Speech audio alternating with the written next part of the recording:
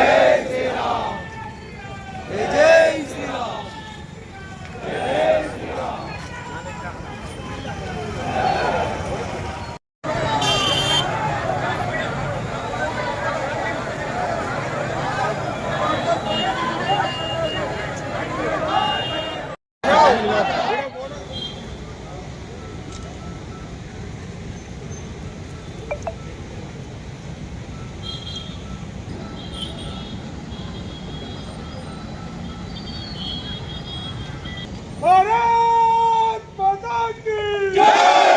खबरदार पाकिस्तान को कल्लारा, खबरदार पाकिस्तान को कल्लारा।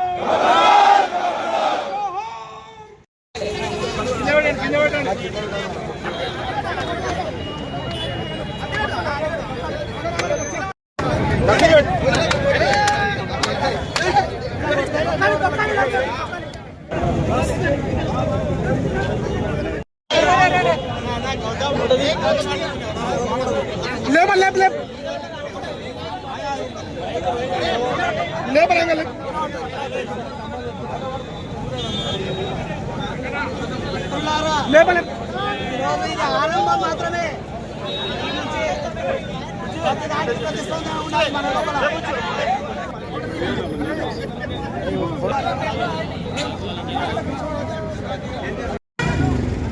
మన హిందువులపై ఇలాంటి దుశ్చర్యలు ఇంకా ఇంకా చేయాలని అనుకుంటున్నారు. కానీ మనమంతా మమేకమైతే ఒక్కడు కూడా మిగిలడు. ఈరోజు ఈ కొత్తగూడలో జరిగిన ప్రపంచం చూస్తే నిజంగా కూడా వారికి చెమటలు పడ్డాయి. పాల్గొన మేతలు ఉన్నటువంటి మన హిందూ బంధువులను నిర్దాక్షిణ్యంగా చెప్పడము చాలా శోచనీయము.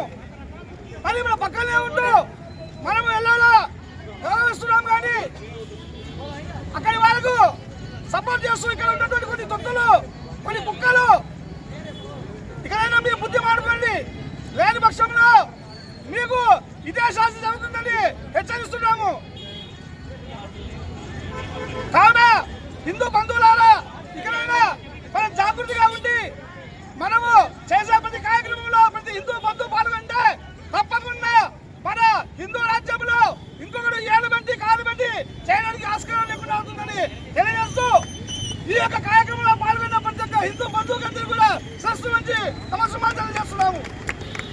హిందూ మేలుకు దేశాన్ని కాపాడుకో, ఓ హిందూ మేలుకు దేశాన్ని కాపాడుకో. ముర్దాబాద్ పాకిస్తాన్, ముర్దాబాద్ ముర్దాబాద్ ముర్దాబాద్ పాకిస్తాన్, ముర్దాబాద్ ముర్దాబాద్.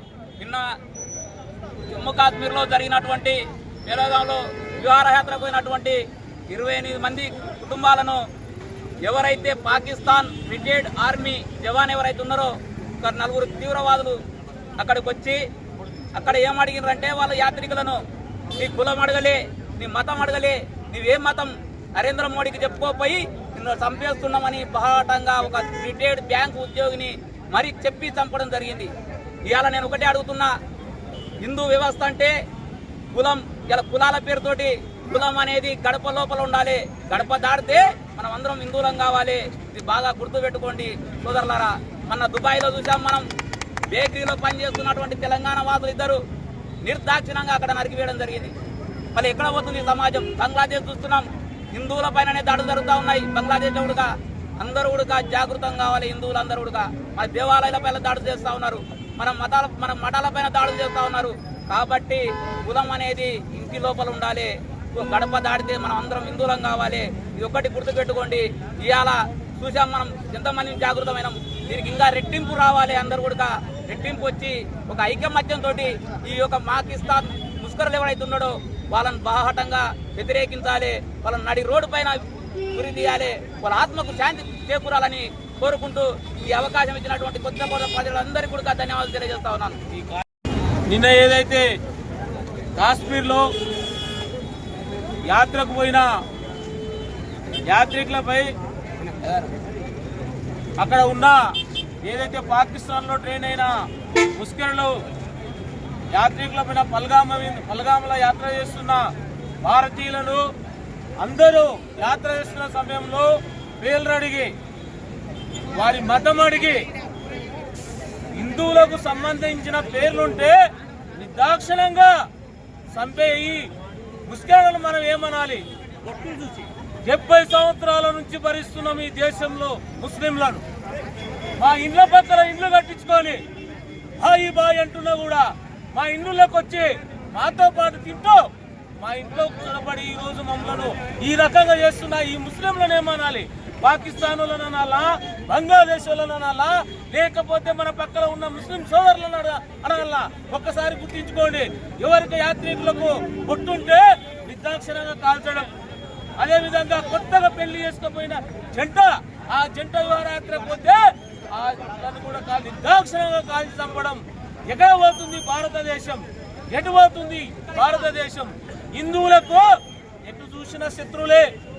ఈ భారతదేశంలో అన్ని కులాల అన్ని మతాలకు స్వేచ్ఛ ఉంది, కానీ హిందూ మతానికి స్వేచ్ఛ లేదు. ఎవరికైనా యాక్సిడెంట్ అయి చనిపోతే వాడు డైరెక్ట్ చెప్తున్నాడు హిందువులను చంపుతామని. వాళ్ళను పోలీసులు అరెస్ట్ చేయరు.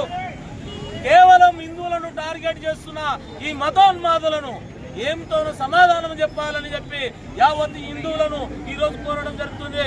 ఈ పులమా సంఘటనకు హిందూలోకం ఈ రకంగా కొత్తకోట పట్టణంలో కదిలొచ్చిందంటే కథనం కలుపుతూ చెయ్యి కలుపుతూ కథన రంగంలో పురి ఊజలో తిరుగుకుంటూ వచ్చాం.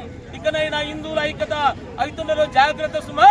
మా జోలికి వస్తే ఎక్కడికెక్కడ తాట తీయడానికి సిద్ధంగా ఉన్నామని ఈ సందర్భంగా హెచ్చరిక చేస్తున్నాం. జై హింద్, జై భారత్ మాత.